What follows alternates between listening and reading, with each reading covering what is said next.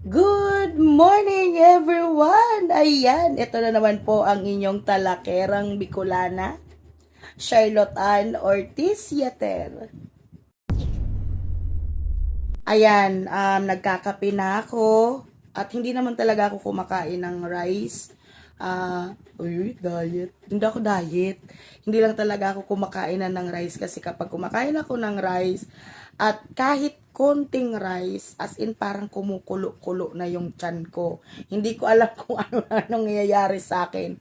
Pero hindi ako pumapayat. Diba? Ayun na nga, may lakad ako for today's video. Kaya ganito ako nagsimula. Kasi nga after ko magkape, ako ay magpe-prepare na din papunta sa aking lakad. So, i-share ko sa inyo kung ano nga ba yung lakad na meron ako for today's video. Kaya abangan. At ayan na nga, naglalakad na ako papunta doon sa aming kanto para mag-abang na din ako ng tricycle para makarating na ako sa school kung saan doon ako papunta for today's video. Kasi nga, meron nga kami ngayong oath taking and meeting na din para sa SPTA. Ayan, so nandito na nga ako sa school at naghihintay, nag-aabang ng mga kasamaan ko dahil nga inagahan ko nga talaga ang pagpunta dyan dahil medyo malayo-layo nga ako dito sa school na to. Kaya naman, much better na maging maaga kesa maging huli. Diba? Ganon ang mabuting leader. Ganon ang magaling na leader. Charot! Grabe na naman ang hanash ng ate Ching nyo. O, diba?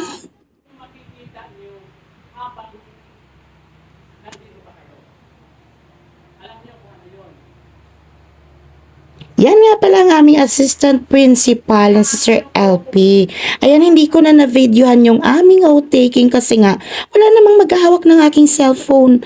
Kaya carry bells na yung mga gantong agaw eksena ng ating mga pa-video. O, diba? And then, after nga ng aming meeting, narito, tinignan pa namin ang isa sa magiging mga project ng SGPTA na inilapit nga sa amin. So, ayan nga ang new building at ito yung main building yan sa kabila. Ito yung new building. Diyan din yung room ng aking kapatid. So, ayan, yan nga po yung aking mga kasamahan. Ang napakasisigasig na SGPTA officers.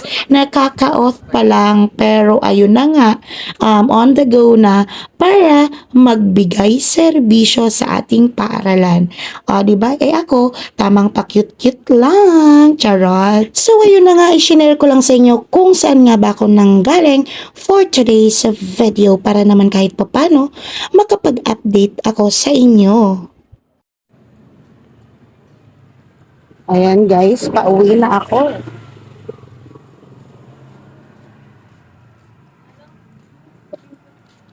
Diba umalis ako dito ng 12, umuwi ako ng 4. So, ayun na nga, maraming salamat sa panonood. Ito po ang inyong talakerang Bicolana na laging nagsasabing, kita tayo sa susunod kong video at lagi niyong tandaan na padabata ka, follow for more. Maraming salamat. Bye-bye. Have a good day.